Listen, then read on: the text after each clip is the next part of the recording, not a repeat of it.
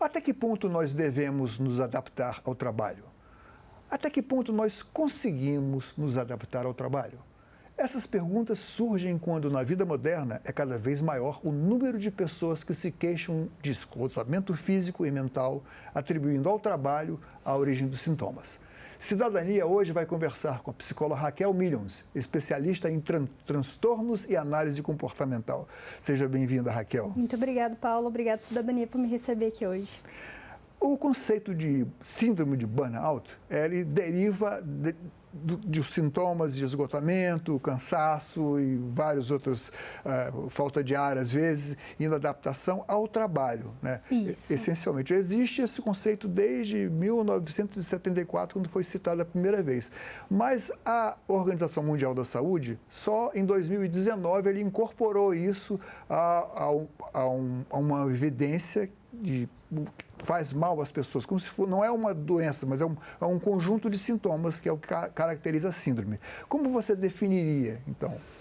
Paulo, o burnout, inclusive, ele tem que tomar muito cuidado porque ele pode ser confundido com ansiedade e depressão. Então, os sintomas do burnout, por serem muito próximos de um diagnóstico de ansiedade e depressão, eles têm que ser presentes de forma persistente. Então, por exemplo, igual isso que você trouxe, exaustão, esgotamento mental, físico, essa sensação de desmotivação, de desânimo, de procrastinação intensa, eles são sintomas que eles devem ser persistentes. Isso, inclusive suscitando outros problemas, como problemas digestivos, insônia. Né? Exatamente, dores de cabeça constantes. É a famosa somatização que a gente fala, né? Que quando o estresse mental ele fica num nível tão alto, tão grande, que o corpo acaba reagindo a isso. Ou seja, não é algo que o diagnóstico seja feito através de exame de sangue, de urina, nem de eletroencefalograma, senão pelo profissional da saúde mental. É isso? Exatamente. Um psicólogo, um psiquiatra. É muito importante, caso a pessoa se identifique com esses sintomas, e necessariamente, Paulo, relacionado diretamente ao trabalho. Mas o burnout, ele pode afetar outras áreas da vida, mas ele não deriva de outras áreas da vida, ele é derivado exclusivamente do trabalho. Então, caso a pessoa se sinta inclusa dentro desses sintomas que a gente trouxe, é importante procurar um profissional, sim, um psicólogo, um psiquiatra, porque muitas vezes pode necessitar de uma intervenção medicamentosa com antidepressivos, ansiolíticos, e esse acompanhamento psicológico que ele é de extrema importância.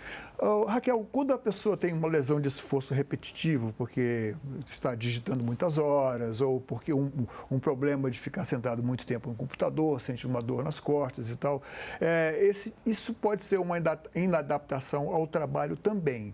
Mas isso pode ser corrigido com equipamentos, enfim, com outras providências. Só que o burnout psíquico, né, mental, ele às vezes não é muito fácil, né? Porque muitas vezes nós temos que nos sujeitar às condições do trabalho, não é isso? Exatamente. E é importante, Paulo, a empresa estar sempre atenta e ter aquele olhar cuidadoso para com os seus colaboradores, por ser justamente algo muito sutil.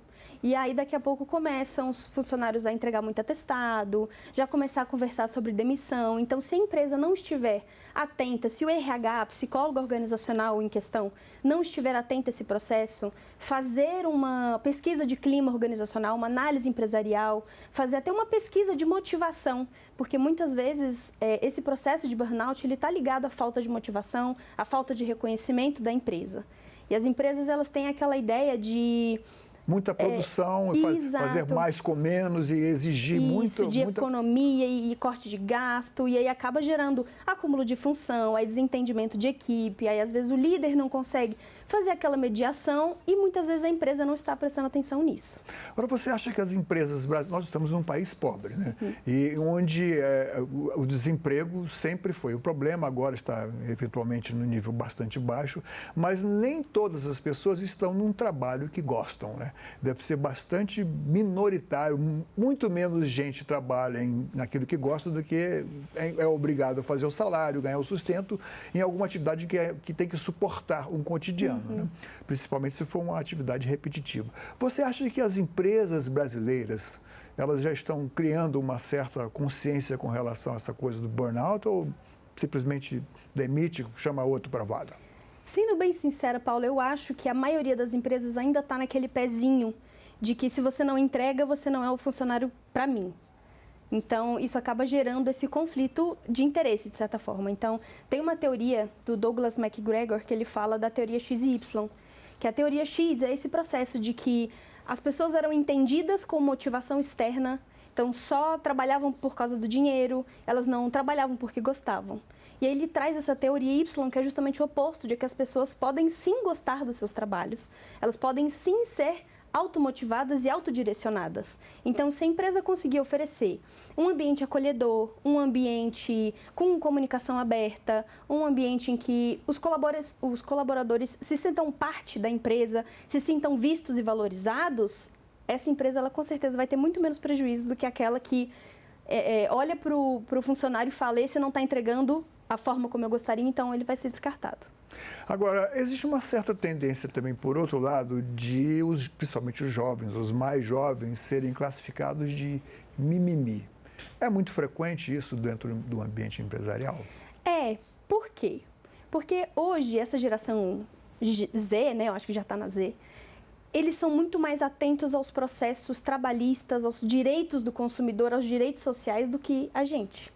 Né, dos millennials, os boomers. A gente então... muita consideração Exato. sua, porque eu sou muito mais idoso que você. Né? Mas eu percebo, Paulo, que assim, tanto da sua geração quanto a minha, a gente tem muito isso de se a empresa fala para ficar até meia-noite, a gente fica. Às vezes de mau grado, mas fica. A geração Z já fala, não está no meu contrato, eu não vou receber hora extra por isso. E, querendo ou não, eles estão certos. Então, a nossa geração, ela estava acostumada a espremer muito, assim, sabe? De dar sangue e suor para a empresa e não ter nada em troca, muitas vezes, que a gente volta a falar sobre esse processo do burnout, porque a gente está lá dando sangue, suor e ossos e carne para a empresa e, no final, a gente ganha um tapinha nas costas e um aperto de mão por ter... Você acha que a vida hoje, com celulares, com filmes, com atrações o tempo todo na telinha desse objeto que nos persegue, que nos tem a todo momento, isso contribui também para o burnout? Eu acho que não necessariamente para o burnout, porque assim, esse processo de celulares e telas envolvendo o ambiente de trabalho nos tornou pessoas muito imediatistas. Nós éramos, mas agora nós estamos muito mais. Então, esse processo de constantes interações, constantes recepção de imagem, constantes informações em curto período de tempo, isso pode sim fazer com que o nosso emocional, vamos colocar assim, fique um pouco mais sensível a certas coisas. Sem falar que o celular também fez com que o trabalho... o ambiente do trabalho invadisse Exatamente. a nossa casa. Virou uma extensão do trabalho, WhatsApp Business, e-mail, agora todo mundo tem que ter o e-mail no celular, porque se alguma coisa acontecer tem que estar todo mundo ali online. E se você não responde, você já fica mal classificado ali na turma, né? Exatamente. Bom, e quando você recebe uma pessoa que vai lhe procurar, quem encaminha normalmente para você? É de motivo próprio? A própria pessoa vai porque está sentindo alguma coisa ou alguém identifica e encaminha a pessoa para você? Ambos os casos, Paulo, porque... O que é mais frequente? Porque eu acho que a própria pessoa identificar que aquilo é síndrome de burnout deve ser bastante complicado. Isso, né? não é comum. A própria pessoa procurar falando de burnout. Às vezes ela procura pelos sintomas que ela está sentindo. E aí nós, profissionais, iremos identificar será que isso se trata de um burnout? Será que é uma ansiedade? E aí, conforme a terapia vai desenvolvendo, nós profissionais da psicologia, a gente vai fazendo uma avaliação do processo do cliente para a gente chegar nesse ponto de falar, é burnout. E aí, às vezes, a gente encaminha para um psiquiatra, talvez se houver a necessidade de um acompanhamento medicamentoso, um afastamento do colaborador da empresa, porque às vezes pode piorar o processo dele, estando fazendo terapia e ainda estar nessa... que eu chamo de burnout funcional, que é o mesmo processo da depressão funcional, que a pessoa está em processo de burnout, mas ela não pode parar de trabalhar, porque tem que botar comida em casa, tem que pagar a escola, tem que pagar contas, então... Tem que comprar aquilo que desejou tanto tempo e entrou na prestação, não é isso? Exatamente, a pessoa não pode se dar o luxo, sabe, de pegar um atestado ali de 20, 30 dias, que inclusive é reconhecido pelo INSS desde 1999. Não como burnout, mas como um distúrbio ocupacional. Inadaptação ao trabalho. Exatamente. Mas até que ponto você pode classificar que quem está inadaptado é a pessoa ou é o ambiente de trabalho que é digamos assim, tóxico? Eu acho que dentro dessa própria análise, Paulo, que o profissional vai fazer durante a conversa, o processo de terapia, ele é muito sutil. Então, o psicólogo vai observar coisas que não são ditas. Então, às vezes, querendo ou não, o cliente... A própria linguagem corporal. A linguagem corporal. O cliente pode, às vezes, falar algo que ele não percebeu, mas a gente pega. Então, às vezes, tem até a necessidade do profissional, se ele se sentir à vontade a isso, porque ele tem esse direito, de fazer uma visita in loco ao local de trabalho, para incluir essa análise, se ele estiver fazendo uma avaliação específica. Mas aí, como é que você age nesse caso? Porque parece que o empregador, em princípio, ele não vai aceitar muito essa ideia. Né? Pois é, inclusive, isso Já conta aí pra gente um caso, assim, evidentemente, sem falar o nome de empresa, nem de ninguém, se você puder relatar. Eu tive uma empresa que eu participei de um processo de treinamento e de acolhimento de equipe, porque entrava nesse processo de a empresa estava exigindo demais e os colaboradores não estavam conseguindo trabalhar à altura. Então, tivemos demissões, pessoal se afastando, e aí eu entrei nesse processo de fazer um momento de acolhimento com a equipe, fazer uma dinâmica, fazer uma conversa com os donos da empresa para tentar entender a visão deles desse processo, porque é muito importante olhar também para os donos da empresa, porque a forma como eles se comportam, a forma como eles querem desenvolver a empresa, pode ser positivo ou não para os colaboradores. O quanto é importante para a pessoa ela entender qual é a filosofia do local de trabalho, qual é o resultado do seu próprio trabalho e não se sentir apenas como um elo dentro de uma correia, dentro de uma máquina? Antigamente, Paulo, o ambiente trabalhista, o ambiente profissional, ele era para ser um ambiente agradável, um ambiente que as pessoas estariam participando porque gostam, porque querem se desenvolver, querem se encontrar como pessoas naquele ambiente.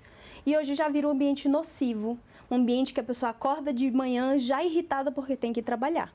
Então, eu conheci, inclusive, empresas que o trabalhador acorda de manhã feliz por estar indo. Então, eu vejo que existe sim uma possibilidade da empresa se adaptar a esse processo de fazer essa análise do clima organizacional, dos afastamentos e das rotatividades de colaboradores, saber onde exatamente ele pode investir. E não digo investimento financeiro, porque teve um gestor uma vez nesse processo de empresarial que eu fiz, que ele falou para mim assim, ser gestor é você pegar o mesmo e fazer melhor. Mas já há uma certa pressão nisso aí, né? Sim. Que não é necessariamente negativa.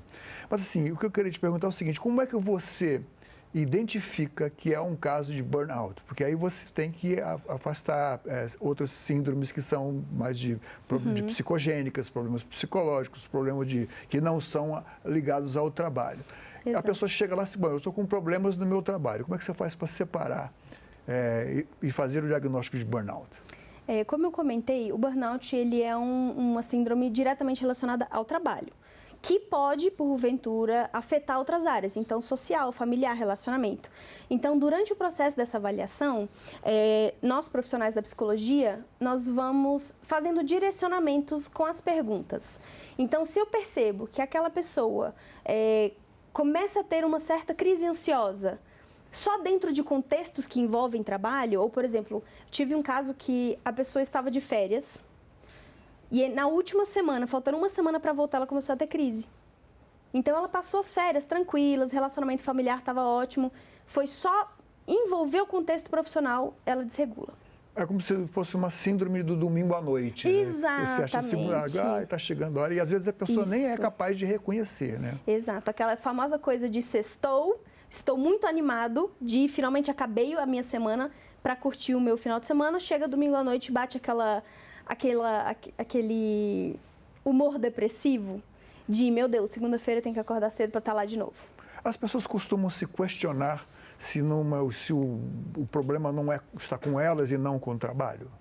Costumam, porque existe uma certa autopressão também, né? Essa pressão pessoal de eficiência, de que tem que entregar, que tem que fazer o trabalho perfeito, que o meu chefe pediu para entregar o relatório hoje até meio-dia, mas eu saio às 2, então preciso dar o sangue e suor.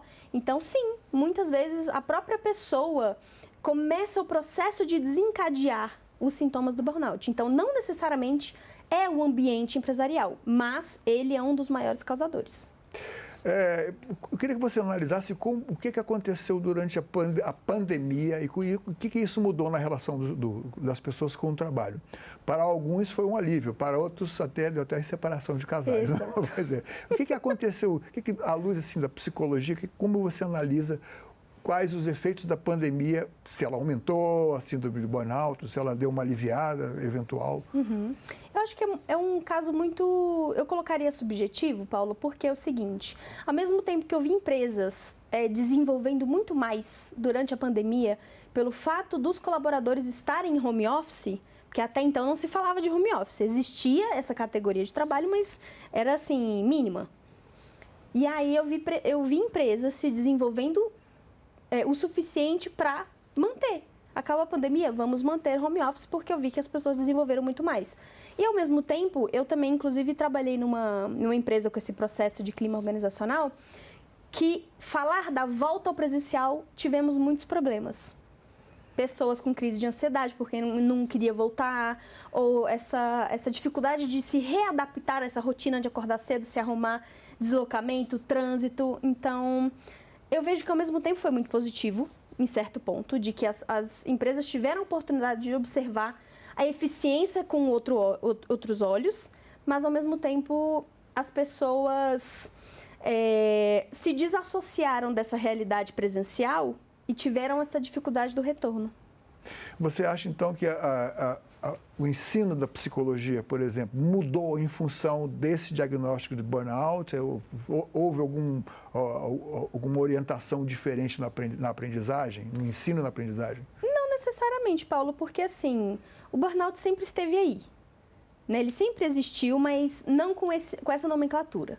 Então, dentro da psicologia, sempre era muito comum a gente precisar fazer esses acolhimentos em relação ao trabalho, a disfunções ocupacionais. Você, às vezes, está atendendo um cliente que está com uma demanda de ansiedade ou depressão e, conforme a terapia vai se desenvolvendo, você percebe que está diretamente ligado ao trabalho. Então, ela sempre existiu, mas agora ela está sendo colocada à vista. Então, ela está sendo falada, ela está sendo discutida, está sendo trabalhada, o que antes ela era trabalhada por fora, assim, vamos dizer. Você acha que a pessoa pode gostar, amar o trabalho que faz e mesmo assim ter burnout?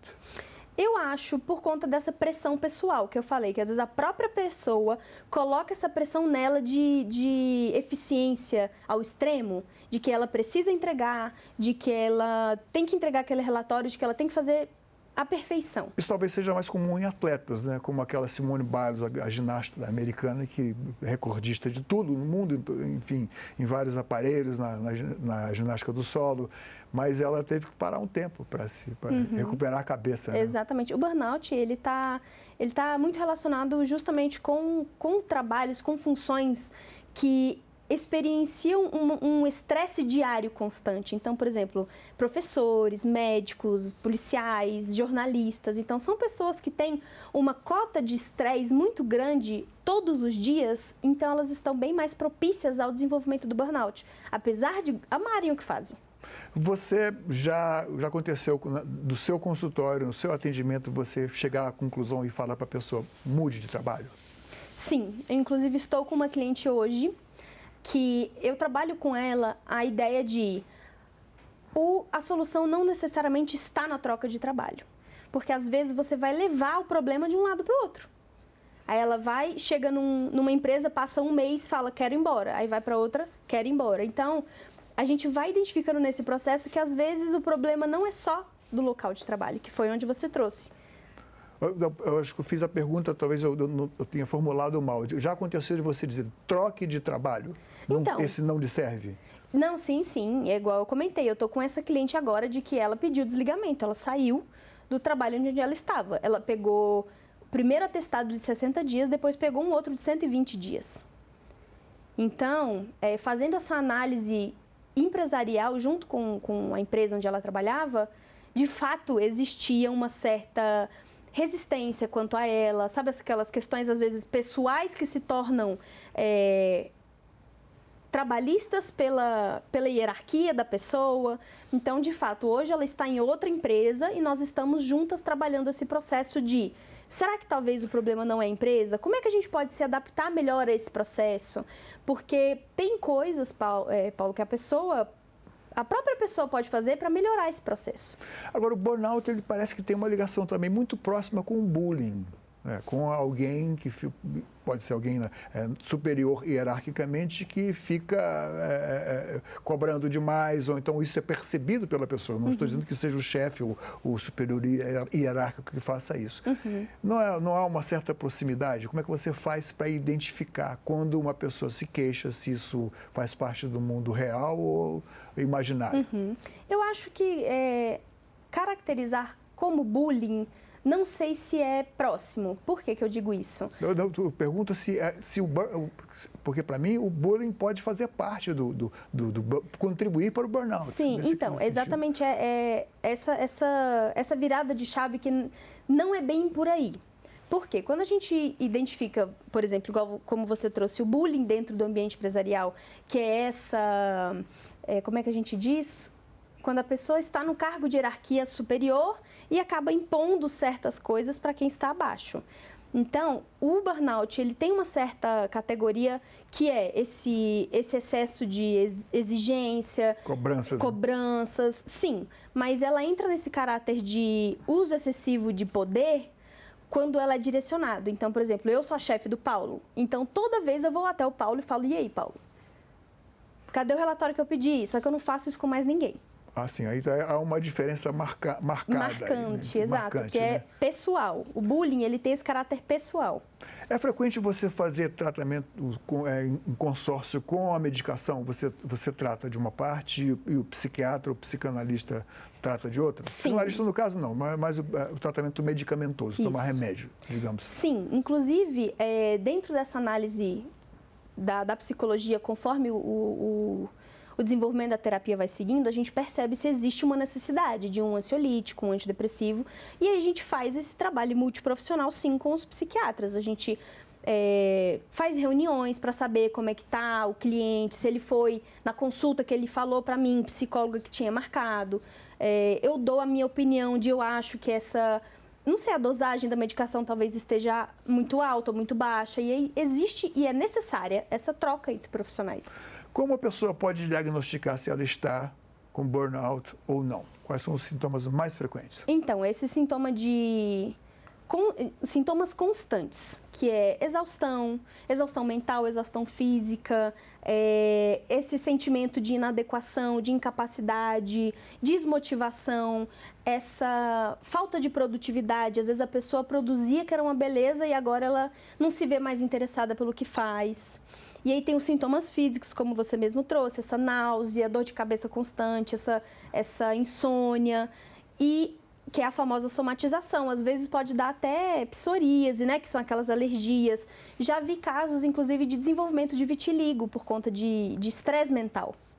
Ou seja, o nosso corpo, ele reflete tudo o que acontece. Nós podemos, assim, não é uma somatização pura e simples, é algo que é real, né? Exatamente. Você pode ficar com hormônio, com hormônio da tireoide fora dos níveis, pode ficar com açúcar, insulina, etc. Enfim, mas é uma coisa preocupante, de qualquer forma. Isso, desregula a nossa homeostase, né? Porque o corpo e a mente, eles trabalham juntos. Não tem como um estar funcionando se o outro não está. Ok. Raquel, muito obrigado pela nossa presença aqui no Cidadania. Espero que você volte numa outra ocasião para conversarmos mais sobre esse e outros temas. Eu que agradeço o convite. É um prazer estar aqui com vocês hoje. Essa entrevista e todos os nossos outros programas estão disponíveis para você rever ou compartilhar no nosso site, senado.leg.br/tv, ou então pelo nosso canal no YouTube. Inscreva-se lá e marque o sininho para receber notificações. Obrigado pela companhia e até o próximo Cidadania.